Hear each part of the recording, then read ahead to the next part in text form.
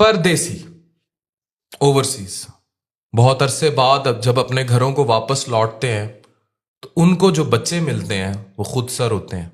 जो बीवी मिलती है वो नहीं होती जिसे वो 30 साल पहले छोड़ के गए थे। उसे बात सुनने की आदत नहीं रहती। रीजन, आप इस सारे अरसे में कमाई में तो लगे रहे, लेकिन जब आप कुछ अरसे के लिए आए तो मेहमान की तरह आए। आप पैसे लेकर आए, आपकी एक्सपेक्टेशंस बहुत ज्यादा थी।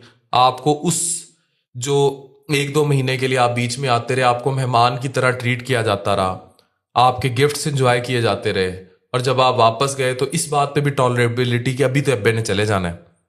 लेकिन जब आप परमानेंट 30 साल बाद वापस आते हैं तो फिर आप ये एक्सपेक्ट मत करें कि वो बच्चे जो बड़े हुए हैं आपके बगैर, वो अब आपका हुक्म वैसे ही सुनेंगे। वो बीवी जिसको खुद इंडिपेंडेंट डिसीजंस लेने की आदत हो चुकी है, अब आप उस पर वही 30 साल पुराना डंडा चला लेंगे। ऐसा नहीं होता। और ये बात भी होती है कि अब आप एक्टिव ब्रेड अर्नर नहीं रहे होते। आपकी औलाद जवान हो गई होती है, वो कमा रही होती है, वो फिर आपके फैसले नहीं सुनते। मैंने ऐसे कई ओवरसीज की दास्तानें सुनी हैं, क्योंकि जाहिर है वो डिप्रेशन में 60-65 साल की उम्र में आते हैं। बेटा बात नहीं सुन रहा, बेटी बात नहीं सुन रही, रिश्ते के लिए नहीं मान रहे, बीवी उनके साथ मिल गई है। तो अल्टीमेटली ये उस टाइम लॉस का खमियाजा होता है जो वो भुगतते हैं।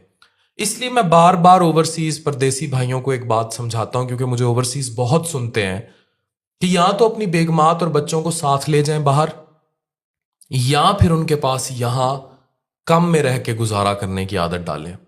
अगर आप इन दो में से एक डिसीजन नहीं करेंगे तो एक वक्त ऐसा जरूर आएगा बुढ़ापे में, या तो आप फिर बुढ़ापा भी अपना वहीं किसी कोने में गुजार दें और बच्चों और बीवियों को जो आदत दे चुके हैं उनको उसी आदत पर जीने दें, या फिर यहां आए तो फिर एक कोने में लग के जिंदगी गुजारने की आदत डालें और अपने लिए इतनी जमा पूंजी जरूर लेकर आए कि आपकी इज्जत बरकरार रहे।